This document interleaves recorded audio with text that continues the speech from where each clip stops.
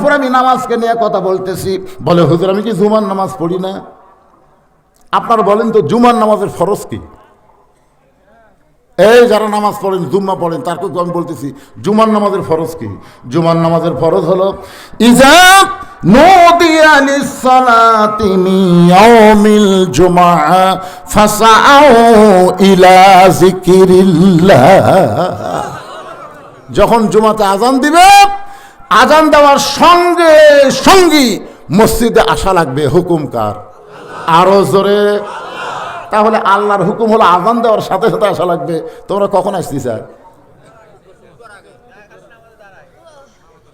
সবার শেষে আসা আগে যায়। 5 ওয়াক্ত নামাজের কোনো খেয়াল নেই। জুম্মার নামাজ পড়ে কয় আমি নামাজি। আল্লাহ কয় এই জুম্মার নামাজি, আজকে হাসরের ময়দানে রহমানুর রহিম আমি তোদের জান্নাত দিয়ে দিলাম। যা। জুম্মার নামাজি খুশি হয়ে বলবি কে রে 5 ওয়াক্ত? তোরা বসে থাক, 5 ওয়াক্ত তোর হিসাব পরে হবে। আল্লাহ আমাকে আগে জান্নাত দিল। জুম্মা পার্টি খুশি হয়ে জান্নাতের কাছে যায়, দেখবে বিশাল একটা তালা। আল্লাহ আমাকে জান্নাত দিলেন, তালা যে চাবি তোর কাছে আছে, খোল। ওরা পকেট হাতে দেখবে একটা চাবি আছে তেল তেলা, চালার মধ্যে ঢোকে ঠিকই কিন্তু ঘরে না, ঢোকে ঘরে না। আল্লাহ কি চাবি দিলেন? ঢুকে ঠিকই ঘোরে না। আল্লাহ কয় পাগলা, ওই তালার মধ্যে 5টা দাগ আছে, তোর চাবির মধ্যেও 5টা দাগ থাকা লাগবে, দাগে দাগে মিল হবে, কুট্টুস করে খুলে যাবে। তখন কে আল্লাহ রে কিসের দাগ? বলে 5 ওয়াক্ত নামাজ। আমরা তো 5 ওয়াক্ত নাই। তাহলে দেখে ফেরো। তাই যারা শুধু জুম্মা মারতেছেন আপনারা বড় জোর জান্নাত দেখতে পারবেন, কিন্তু ঢুকতে পারবেন না। এই জন্য পুরুষ মানুষের জন্য 1 নম্বর আমল হলো নামাজ। জোর বলেন নাম কি? আরো জোরে। আর নারীদের জন্য 1 নম্বর কিন্তু নামাজ না, নারীদের জন্য 1 নম্বর হলো পর্দা। আল্লাহ নবী ফাতেমার ঘরের মধ্যে ঢোকে, ফাতেমার আঙ্গুলে একটা চাপ দিয়ে বললেন, মা আমি তোকে বাবা বড় ভালোবাসি, আমি তোকে অত্যন্ত ভালোবাসি মা, তুই আমার কলিজার টুকরা।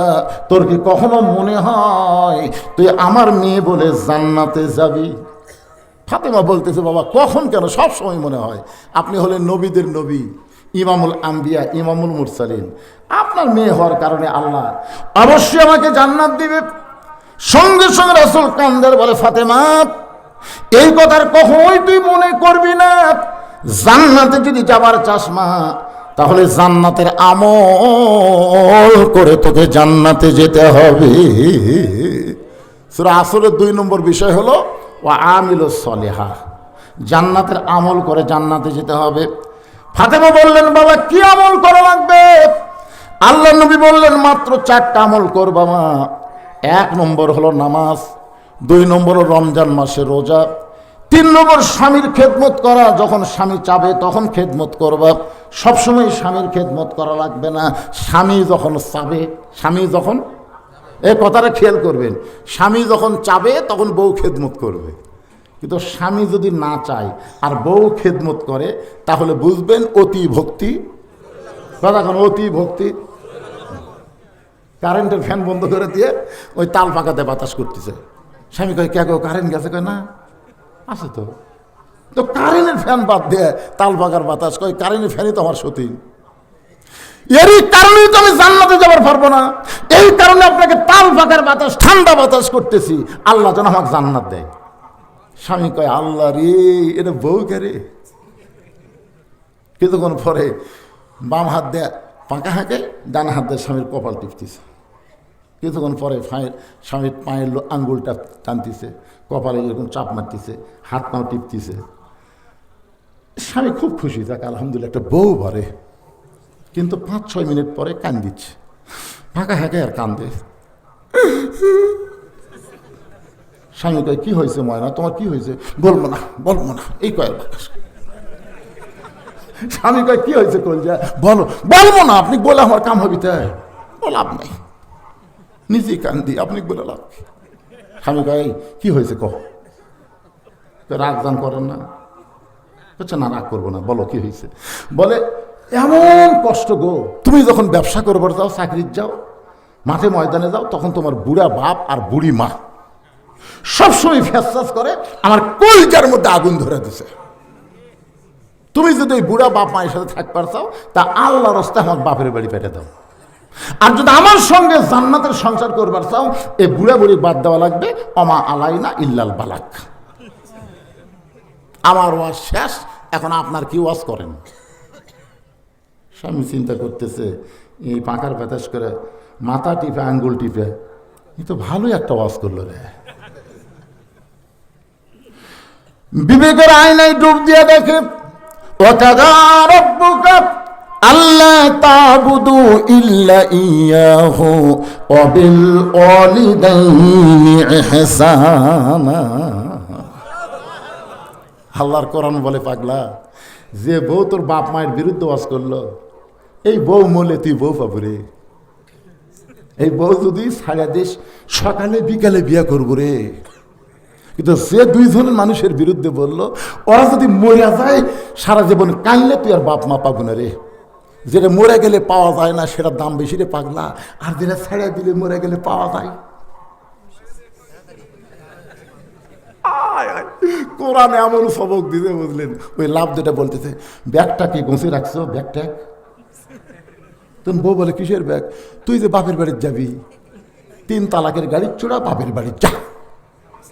3 তালাকের গাড়ি, 3 চাকার গাড়ি নয়, 3 তালাকের গাড়ি চ, বাপের বাড়ি যা। কারণ আমার বাপ মায়ের বিরুদ্ধে বললে, আমার বাপ মাকে আমি জীবনের চাইতে ভালোবাসি। আমার বাপ মা মরে গেলে কালও বাপ মা পাওয়া যাবে না। তুই সকালে বললে বিকালে বিয়ে করবো, ছাড়িয়ে দিলে বইয়ের অভাব নাই, যা। বউ দৌড়ে এসে স্বামীর পা ধরে বলতেছে, আপনাকে আমি পরীক্ষা করলাম গো, আসলে আপনি আল্লাহর ওলি।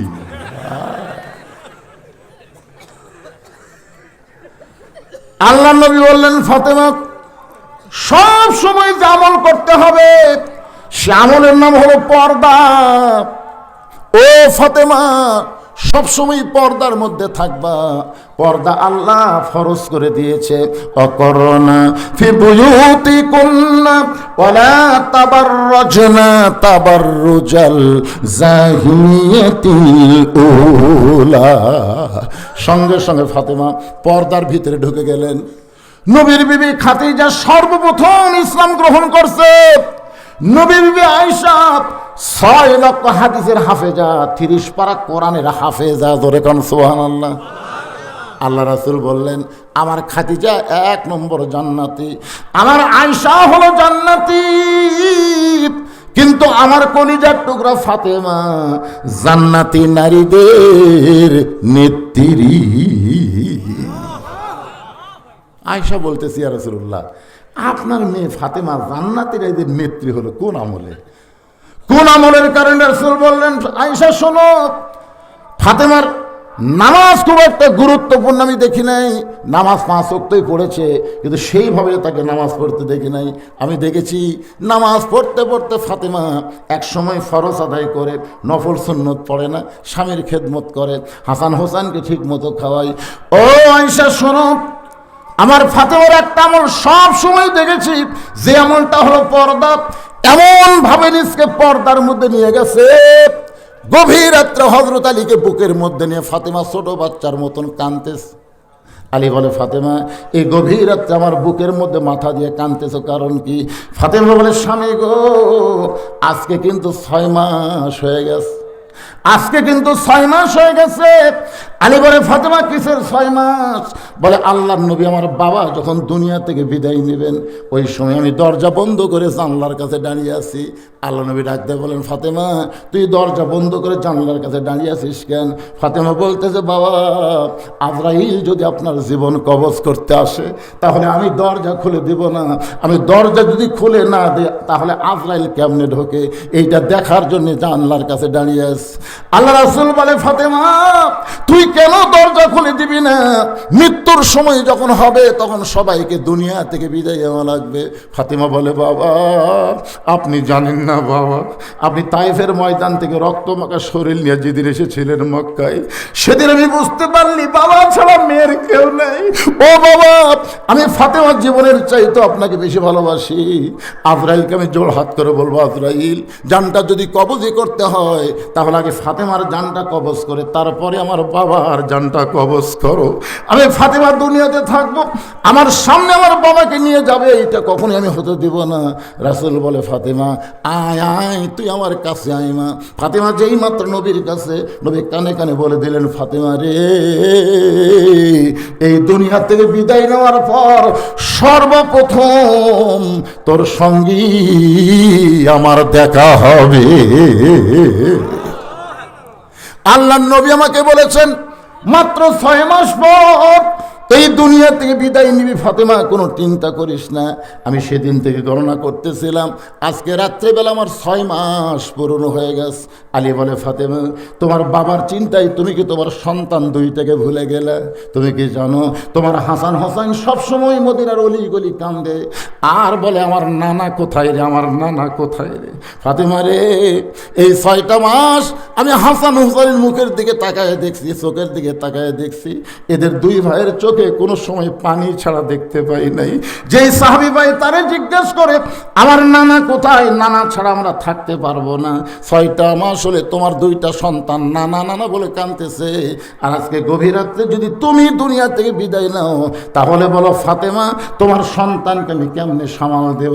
ফাতেমা বলে স্বামী গো, আমার বাবার জায়গায় দুনিয়ার কেউ জায়গা নিবার পারবে না। লিল্লাহে তাকবীর।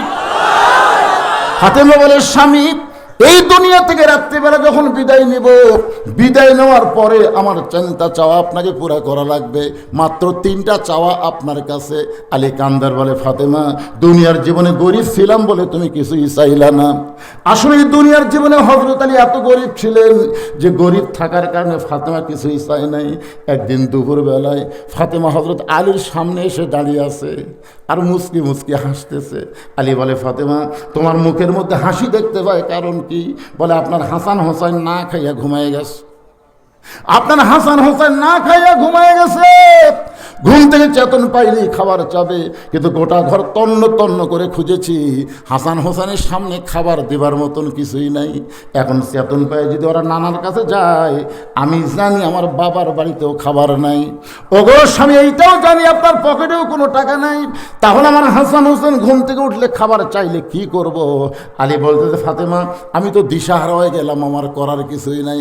ফাতেমা বলে কোনো টেনশন করেন না, এই যে একটা ওড়না আমি যত্ন করে রেখেছিলাম, এই ওড়নাটা আপনার হাতে দিয়ে দিলাম, এই ওড়নাটা বিক্রি করে যেই টাকা হবে সেই টাকা দিয়ে আপনি তাড়াতাড়ি খাবার কিনে নিয়ে আসেন। হযরত আলী ফাতেমার ওড়নাটা পকেটের মধ্যে নিয়ে গোটা বাজার ঘুরতেছে, কিন্তু পকেট থেকে ওড়না বের করে সাহস পাচ্ছে না, কারণ ওড়নাটা বের করে যদি বিক্রি করবার চাই আর খরিদ্দার যদি জিজ্ঞাসা করে আলী ভাই এই ওড়নাটা কার, যদি বলে আমার বউ ফাতেমার, তাহলে খরিদ্দার অবশ্যই চিন্তা করবে যে এই পুরুষ মানুষ বইয়ের জিনিস বেচা খায়, এই পুরুষ হলো দুর্বল পুরুষ। জোরে বলেন কি পুরুষ? বইয়ের জিনিস বেচা খাওয়া লক্ষণ ভালো। হযরত আলী মনের মধ্যে চিন্তা করতেছে কেমনে অন্যটা বের করে খরিদ্দারের সামনে ধরবে। এমন সময় খরিদ্দার হযরত আলীকে সালাম দিয়ে বলে আলী ভাই আমার মনে হয় আপনি কিছু বিক্রি করবেন। আলী বলে ফাতেমা যখন খরিদ্দার বলেছে আমার মনে হয় কিছু বিক্রি করবেন, সঙ্গে সঙ্গে চিন্তায় পড়ে গেলাম এটা কি খরিদ্দার, আমি বিক্রি করব আল্লাহ ছাড়া দুনিয়ার কেউ জানে না।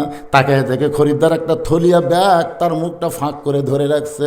আলী যখন পকেট থেকে ওন্নাটা ব্যাগের মধ্যে দেয়, ওই খরিদ্দার একটাবার ওন্নার দিকে না তাকায়া আলীর হাতে 6টা দিরহাম দিয়ে যখন বিদায় নেই, হযরত আলী এক দৌড়ে খাবার দোকানদারকে বলতে যে ভাই 6 দিরহামের যে খাওয়া হবে সেই খাবারটা টোপলা করে আমাকে তাড়াতাড়ি দিয়ে দাও, আমার সন্তান কাঁদতে কাঁদতে ঘুমায় গেছে ক্ষুধার জ্বালায়, চেতন পাইলেই খাবার চাবে। দোকানদার তড়িঘড়ি করে 6 দিরহামের খাবার টোপলা হযরত আলীর হাতে যখন দেবার চাই, হযরত আলী দোকানদারের কাছ থেকে যখন টোপলা নিবে এমন সময় টাকা দিয়ে টোপলাখানা নিবে, এমন সময় এক ফকির এসে আলীর সামনে কান্দার বলে আলী রে আজকে 3 দিন হলে আমার বাড়িতে কোনো খাবার নাই, যদি পারো আল্লাহর রাস্তায় আমাকে সাহায্য করো। আলী মনের মধ্যে রাগ করলেন, সন্তানের জন্য খাবার টোপলা নিব আর এমন সময় ফকির সামনে দাঁড়াইছে, কি করবে? মনে হয় ফকিরকে বলবে মাফ করো। এমন সময় আল্লাহর কোরআন বলতেছে, আম্মা সাইলা ফালা তানহার, আলী রে ফকিরের সঙ্গে খারাপ ব্যবহার করিস না। হযরত আলী 6টা দিরহাম থেকে একটা দিরহাম যখন ফকিরকে দিবে, মনে মনে সিদ্ধান্ত নিয়েছে 5 দিরহামের খাবার নিয়ে বাড়ি যাবে। এমন সময় কোরআন বলে, ওমা তুনফিকু মিন শাইইন ফি সাবিলিল্লাহি ওয়াফা ইলাইকুম ওয়া আনতুম লা তুজলামুন। আলী, ফকিরকে একটা দিরহাম যদি তুই দান করিস, আল্লাহ তোকে 10টা দিরহাম ওয়াফা ইলাইকুম ফিরিয়ে দিবে। তুই যদি 2টা দিরহাম দান করিস, আল্লাহ তোকে 20টা দিরহাম ফেরত দিবে। আলী রে, তুই যদি 6টা দিরহাম দান করে দিস, আল্লাহ তাআলা দুনিয়াতেই তোকে 60টা দিরহাম দিয়ে দিবে। হযরত আলীর কাছে সন্তান বড় না আল্লাহর কোরআন বড়? আল্লাহর কোরআনকে বিশ্বাস করে ফকিরকে 6টা দিরহাম যখন দিয়ে দেয়, ফকির হাসতে হাসতে যখন চলে গেছে, এমন সময় দোকানদার বলে, আলী ভাই, এই যে টোপলা করলাম, টোপলার খবর কি? আলী বলতে, সামান্য টোপলা নেই, কি করব? তুমি 2 বস্তা খাবার প্যাকেট করো। দোকানদারকে 2 বস্তা খাবার প্যাকেট করার কথা বলে হযরত আলী বাজারের মধ্যে ঘুরতেছে। এমন সময় এক ব্যক্তি উট নিয়ে আলীরে সালাম দিয়ে বলে, আলী ভাই, অযথা বাজারে ঘোরা তো জায়েজ নাই, এই উটটা তুমি কিনে নাও। আলী বলতেছে, একটা পয়সাও তোমার পকেটে নাই, উটটা কেমনে কিনবো? উটওয়ালা বলতেছে, 100 দিরহাম বাকিতে উটটা কিনেন, বিক্রি করে আপনি টাকা দেবেন। এত বড় সুযোগ আলী জীবনে পাই নাই। 100 দিরহামে বাকিটা উটটা কিনে যেই মাত্র উটের বাজারে বিক্রি করতে যায়, এমন সময় খরিদ্দার এসে বলে, আলী ভাই, উটের দাম কত নেবেন? আলী বলতেছে, তুমি কত দিবার পারবা? বলে, বেশি দিলেও হবে না, কম দিলেও চলবে না, 160 দিরহাম তোমাকে দিয়ে দিলাম। হযরত আলী 160 দিরহামে উটটা বিক্রি করে উটওয়ালাকে 100 দিরহাম ফেরত দে, বাকি 60টা দিরহাম নিয়ে যেই মাত্র দোকানদারকে বলে, ভাইজান খবর কি? বলে, 2 বস্তা খাবার প্যাকেট করেছি, দাম কত হবে? বলে, 60টা দিরহাম দিলেই চলবে। হযরত আলী দোকানদারকে 60টা দিরহাম দিয়ে 2 বস্তা কান্দে নিয়ে বাড়ির দিকে রওনা দিলেন। মনের মধ্যে কত কামনা, আজকে ফাতেমা বড় খুশি হবে, কারণ অন্য বিক্রির টাকাতে বড় তোর 1 টোপলা খাবার, আর আমি 2 বস্তা খাবার নিয়ে বাড়ির দিকে যাই। যেই মাত্র হযরত আলী বাড়ির দরজায়, সঙ্গে সঙ্গে ফাতেমা, আগে দরজা একটু ভাজানো ছিল, কিন্তু এবার দরজাতেই ফাতেমা খিল ঢুকাইয়া দিল। আলী বলতেছে, ফাতেমা, দরজা খুলে দাও, 2 বস্তা খাবার নিয়ে আইছি, দরজা খুলে দাও। ফাতেমা বলতেছে, দরকার হলে আমার হাসান হোসেন না খেয়ে মারা যাবে, কিন্তু আপনি 2 বস্তা কোথায় পাইলেন এটা আগে আপনাকে বলতে হবে। কারণ অন্য বিক্রি করে টাকা দিয়ে বড় তোর 1 টোপলা খাবার হবে, আপনি 2 বস্তা কোথায় পাইলেন আগে বলেন। আলী বলতেছে, ফাতেমা, আগে দরজা খোলো, তারপরে বলবো। ফাতেমা বলতেছে, আগে বলেন, তারপরে দরজা খুলবো। আলী বলতেছে, ফাতেমা, আগে খোলো, তারপরে বলবো। ফাতেমা বলতেছেন, আগে বলেন, তারপরে খুলবো। আপনি কি মনে করছেন 10,000 টাকা বেতন পান, 20,000 টাকা বাসা ভাড়া নেন? হাসিনার পিয়নের 400 কোটি টাকা মাথায় ঘরে। এটা কিন্তু আমরা বলতেছি না, হাসিনা নিজেই বলছে। তোর এখন কথা ঠিক কিনা? হ্যাঁ, কি কথা বলে, একটা পিয়নের 400 কোটি টাকা, 10,000 টাকা বেতন পায়, 20,000 টাকা বাসা ভাড়া দেয়। আপনি বলেন তো, বউ যদি ফাতেমার মতন সজাগ হতাই, অন্য বিক্রির টাকা দিয়ে 1 টোপলা খাবার হবে, 2 বস্তা কোথায় পাইলা না বলা পর্যন্ত দরজা খুলবো। এরকম সজাগ বউ হলে কোনো দুর্নীতি করার সুযোগ আছে? জোরে বলেন, আছে? আলী বলতেছেন, আগে দরজা খোলো, তারপরে বলবো। ফাতেমা বলতেছে, আগে বলেন, তারপর আগে বলেন, তারপরে খুলবো। এমন সময় আল্লাহর কোরআন আলীর সামনে এসে বলতেছে, আর রিজালু কাওয়ামুনা আলান নিসা, পুরুষ থাকবে নারীদের উপরে। কার কথা? এটা আমার কথা না, আল্লাহর কথা। পুরুষ নারীদের উপরে থাকবে। আমরা 15.5 বছরের আগে 5 বছর, তার আগে আবার 5 বছর, তার আগে আবার 5 বছর, মানে এরশাদ চাচা যাওয়ার পর থেকে আমরা আর কোনো মরদ পাইনি ভাই।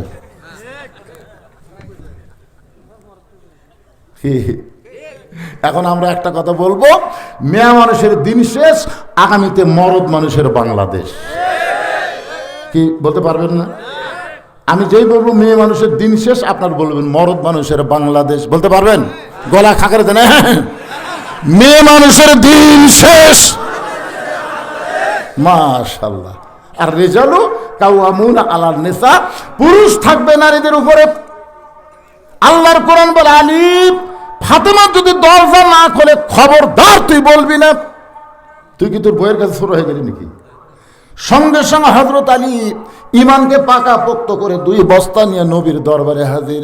নবী তখন বসেছিলেন, আলীর কাঁধে 2টা বস্তা থেকে নবী আমার উঠে এসে আলীর কপালে একটা চুমা দিলেন। সুবহানাল্লাহ বলেন। চুমা দিয়ে বলতেছে, আলী তোর খুবই কষ্ট হচ্ছে। এই বলে নবী আমার কাঁধ থেকে 2 বস্তা নামায় নিলেন। নবী কয়, আলী রে তোর কপালে চুমা দিলাম, 2 বস্তা কাঁধর থেকে নাম নিলাম, তোর মুখত হাসি দেখে না কেন? তোর মুখত কোনো হাসি নাই, বেজার কেন? হুজুর আপনি খুবই ভালো হুজুর, কিন্তু আপনার মেয়ে তো ভালো না। রাসূল শাহাদাত আঙ্গুল তুলে বলে, আলী সাবধান হয়ে যাও, যেই কথা একবার বলেছ এই কথাটা 2বার মুখে আনতে পারবে না। আলী রে, আমার ফাতেমা যদি দরজা খুলতো তাহলে তুমি কি আমার কাছে আসতে? আলী বলে, হুজুর দরজা খুললে কেমনে আসবো? এই জন্যই আমার মেয়ে দরজা খোলে নাই, কারণ দরজা না করলে তুই আমার কাছে আসবি। আলী বলে, হুজুর আপনার কাছে আসার কারণ কি? বলে, কারণ হলো 4টে। 1 নম্বর কারণ, আলী তুই কি বলতে পারিস ফাতেমার ওন্না কোন খরিদ্দার কিনেছে? আলী তুই কি বলতে পারিস কোন ফকির তোর কাছে ভিক্ষা চাইছে? আলী রে তুই কি বলতে পারিস কে তোর কাছে উট বিক্রি করলো বাকিতে? আবার কে তোর কাছ থেকে উট কিনে নিল? আলী বলতেছে, ইয়া রাসূলুল্লাহ আমি কিছুই জানি না, আমি কিছুই জানি না। রাসূল বলেন, কান্দিস না, আনা মাদিনাতুল ইলমি ওয়া আলিউ বাবুহা, আমি হচ্ছে ইলমের শহর আর তুই আমার দরওয়াজা। লিল্লাহি তাআলা। কান্দিস না, কান্দিস না, বস বস, আমি রাসূল তোকে জানাবো, আমি তোরে জানাবো রে পাগলা। কে তোর কাছ থেকে ওন্না কিনলো? কে আবার তোর কাছে ভিক্ষা নিল? কে উট তোর কাছে বিক্রি করলো? আবার কে উট কিনে নিল? আমি নবী তোকে জানাবো। এই জন্যই তো আমার মেয়ে দরজা খোলেনি। সঙ্গে সঙ্গে আলী বসে বলতেছে, হুজুর আপনি হলেন ওস্তাদ, আমি হলাম ছাত্র। ইন্নি বয়স্তু মুআল্লিমান, রাসূল বলেছে নিশ্চয় আমি শিক্ষক হিসাবে দুনিয়াতে প্রেরিত হয়েছি। লিতাম্মিমা মাকারিমাল আখলাক, আমার মাদ্রাসার যারা ছাত্র তারা চরিত্রের সার্টিফিকেটে গোল্ডেন A+ পায়। ধরে কোন কথা ঠিক কিনা? আপনার বলেন তো এই মাদ্রাসার ছাত্রের খবর কি? খালি ভালো একেবারে। এতে মাঘ মাসে এবার শীত গেল না 2-3 দিন, আমি আমার মাদ্রাসার ফিল্ডে চেয়ার নিয়ে বসে আছি, রোদ পোয়াচ্ছি, রোদ। ইতিমধ্যে একটা ছেলে পড়তে পড়তে বার হয়ে আসলো। তাই বললাম, কে রে বাবা সবাই পড়তেছে তুই বার হলি কেন? তখন বলে, হুজুর আমি বললাম 3 কিরি, মানে আমরা আলিয়ার ছাত্র তো এটা বুঝি না। তো বলে, হুজুর 1 হলো পেশাব, 2 হলো পায়খানা, আর 3 হলো অজু থাকে না ফিস, অজু থাকে না ফিস। আমি বললাম, পাগলা এই শীতের মধ্যে অজু করা লাগবে তো? কে কথা? এই শীতের মধ্যে অজু করা লাগবে তোকে কে বলছে পাগলা? অজু ছাড়াও কোরআন পড়া যায়। বয়স হবে 8-9 বছর। বলে, না হুজুর অজু ছাড়া কোরআন পড়া যায় না। আমি বললাম, যাই রে পাগলা যাই। না হুজুর যাই। তুই মুফতি না মুফতি? তোর হুজুরা পর্যন্ত আমার মুখের ওপর কথা কয় না, আর তুই 2 দিনের ছাত্র হয়ে যা, অজু ছাড়া কোরআন পড়, তোর যত পাপ হবি সব আমি নেব, যা।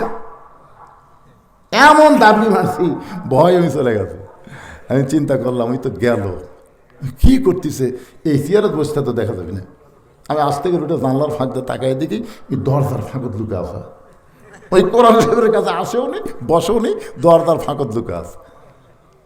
আমি বললাম, কে রে দরজার ফাঁকত? এবার দরজার ফাঁকটা দেখতেছে, চেয়ার খালি খালি হলি ওই বাড়াবে, ও জুতাও করবি। যেই দেখে আমি চেয়ারত নাই, ওই বাইরে হয়েছে। আমি আবার ওই মাটির বসে বলে, হুজুর আপনি আমার মাঝের সাথে বের করতেন, আপনার মাঝের সাথে আমি থাকবো না, আপনার মাঝের সাথে আমি থাকবো না, অজু ছাড়া আমি কোরআন ধর্ম না। আমি দৌড়ে গিয়ে বুকের মধ্যে নিয়ে বললাম, বাসা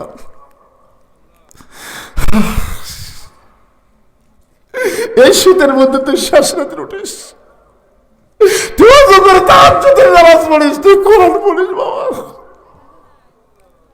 এই ছোট্ট অবস্থা তোর এক ওয়াক্ত নামাজ কাজা হয় না রে। এই জন্য রাসূল বলেছে ইন্নী বুইস্তু মুআল্লিমান, আল্লাহ আমাকে শিক্ষক করে প্রেরণ করেছে। আমার মাদ্রাসায় যারা ছাত্র হবে তারা সবাই চরিত্রে গোল্ডেন এ প্লাস পাবে। জোরে করে সুবহানাল্লাহ। অত সেই মাদ্রাসার জন্য আজকে আমাদের কত কষ্ট, এই মাদ্রাসার ওস্তাদের কত কষ্ট। আমার মাদ্রাসার ছাত্রকে ভর্তি করে দিছে, ওস্তাদ দিকে ওরে পেশাবখানা নিয়ে আসছে। আমি বললাম হুজুর কেন? কয় হুজুর আগে পেশাব করার শিকার লাগবে হুজুর, ই তো বাড়িতে কিছু শিখেনি আর আমাকে শিকার লাগবে। কি হয় পায়জামার চেন খোলা লাগবে আর লুঙ্গি পরা থাকলে কত দূর পর্যন্ত লুঙ্গি তোলা যাবে, হাঁটু বার করে দিবি না। এ ছোটো বাচ্চার হাঁটু বার করে এরকম গুছে গুছে গুছে যন্ত্র বার করে ওপর থেকে তলে মারা লাগবি, এক ফোঁটা যেন কাপড়ত না ভরে। এখন পেশাব করে যেন শেষ হয়ে 3 বার কাশি দিবি, আঙ্গুল দিয়ে দেখবি মাল আছে কিনা, যদি থাকে তাহলে টয়লেট পেপার দিয়ে মুছে পানি খরচ করে উযু করবি। লা ইয়ামুসুহু ইল্লাল মুতাহহারুন, স্পর্শই করবি না যতক্ষণ পবিত্র না হবে। আর সেই মাদ্রাসা এ করুণ অবস্থা ভাই। আলী বসে আছে, নবী বলবেন, আমিও বলবো, আপনারা বসে